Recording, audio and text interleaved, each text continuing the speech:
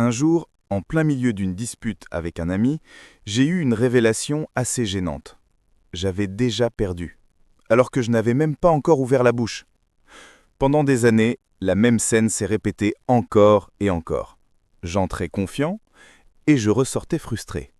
Je passais ensuite des heures à me dire pourquoi je n'ai pas dit ça ou pourquoi je suis resté silencieux à ce moment-là. Et puis un jour, j'en ai eu marre. J'ai commencé à étudier les débats, les négociations, même les tactiques de rhétorique, des milliers d'exemples. Et là, tout est devenu clair. Les disputes ne sont pas gagnées par les plus intelligents, mais par ceux qui maîtrisent certaines stratégies. Aujourd'hui, je vais te partager les 6 techniques qui ont complètement changé ma façon de débattre. Je les ai toutes testées, et je les ai classées de la moins efficace à la plus puissante. Si tu les appliques, tu ne te sentiras plus jamais vaincu, tu commenceras à vraiment contrôler n'importe quelle conversation. Méthode numéro 1. L'effet miroir. Prépare-toi, parce que ce que je vais te dire va complètement à l'encontre de tout ce qu'on t'a appris sur l'art de débattre. Quand quelqu'un attaque ton idée, ne te défends pas. Fais exactement l'inverse. Reflète son énergie et commence par lui donner raison. Je sais, ça paraît absurde, mais ça marche. Imagine que quelqu'un te dise « ta proposition n'a aucun sens ». Au lieu de passer à l'offensive, réponds simplement « tu as peut-être raison en partie, mais il y a quelque chose que j'aimerais vérifier ». Et là, tout bascule. La personne s'attend à une confrontation, et à la place, tu lui renvoies du calme et de l'accord. Son esprit se fige, comme s'il se retrouvait soudain face à un miroir inattendu. Cet instant la déstabilise. Et le meilleur, c'est qu'en reconnaissant son point de vue, tu dégages de la confiance et de la maturité. Elle baisse sa garde, et toi, tu reprends le contrôle sans élever la voix. C'est un coup psychologique, silencieux. Le vrai pouvoir dans une discussion ne réside pas dans la force, mais dans le reflet. Méthode numéro 2. L'avalanche de données. Quand quelqu'un te met au défi avec un argument, ne réponds pas avec 1 ou 2 points isolés. Balance-lui une avalanche d'informations.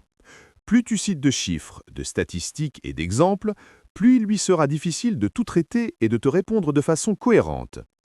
Imagine qu'au cours d'une conversation, tu te mettes à citer différentes sources. Dans le dernier rapport du secteur, les ventes ont baissé de 15%, tandis qu'une étude récente a montré que 30% des consommateurs ont changé de marque. Et en plus, les prévisions annoncent un ralentissement du marché pour le prochain trimestre. Chaque donnée s'accumule rapidement dans l'esprit de l'autre, comme une tempête d'informations impossible à arrêter.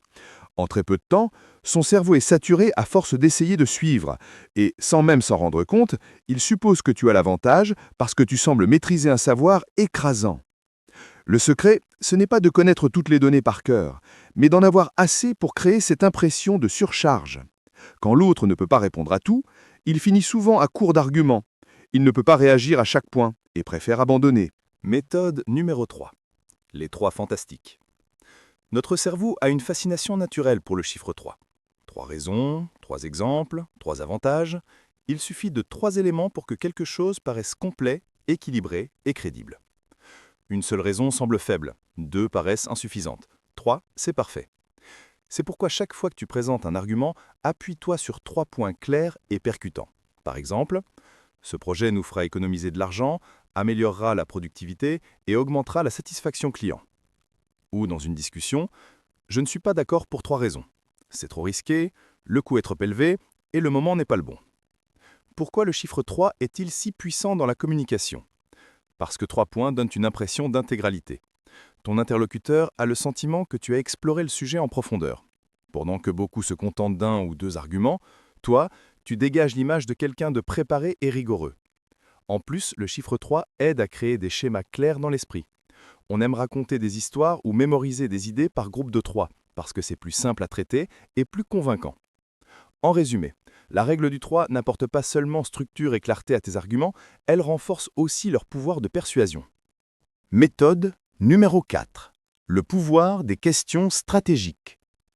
Cette technique existe depuis des siècles, et elle reste imbattable. Socrate ne convainquait pas avec des réponses parfaites, mais avec des questions précises.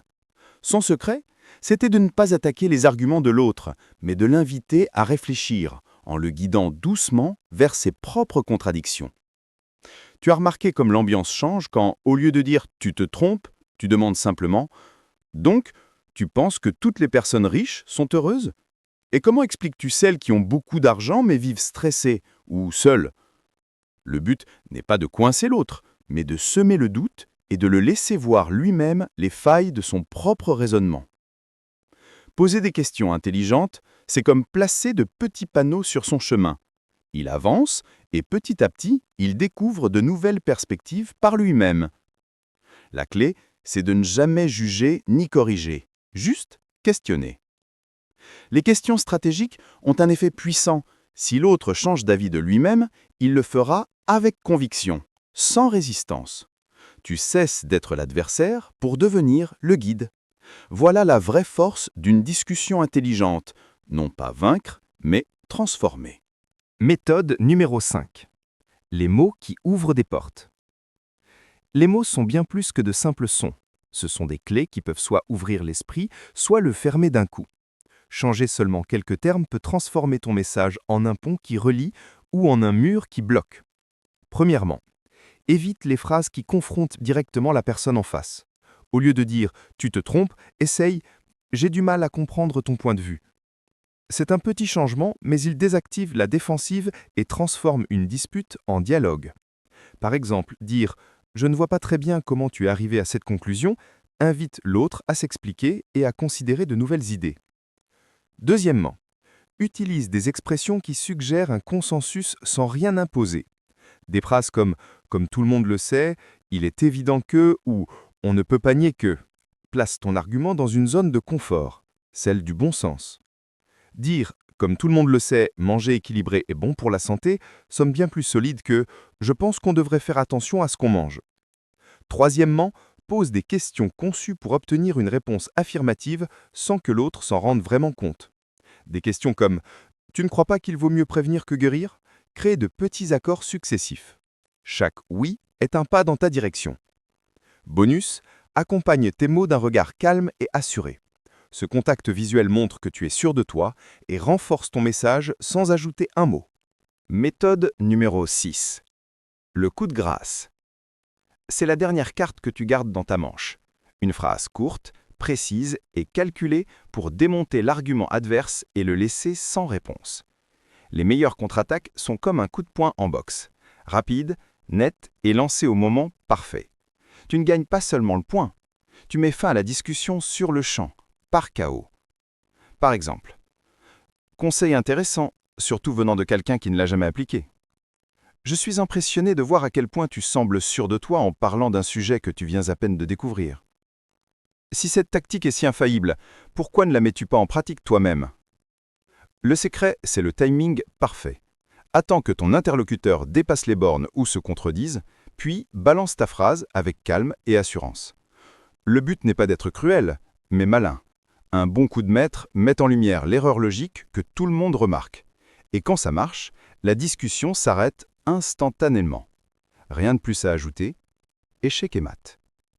C'est sans doute la méthode la plus puissante, car, bien exécutée, elle ne te fait pas seulement gagner, elle t'élève au rang de maître incontesté de la conversation. Combinaison de stratégies.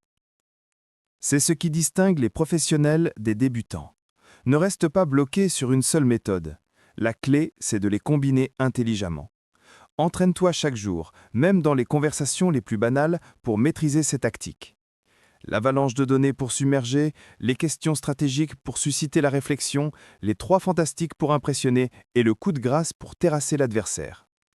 Le plus important, c'est de rester flexible et de t'adapter à chaque situation.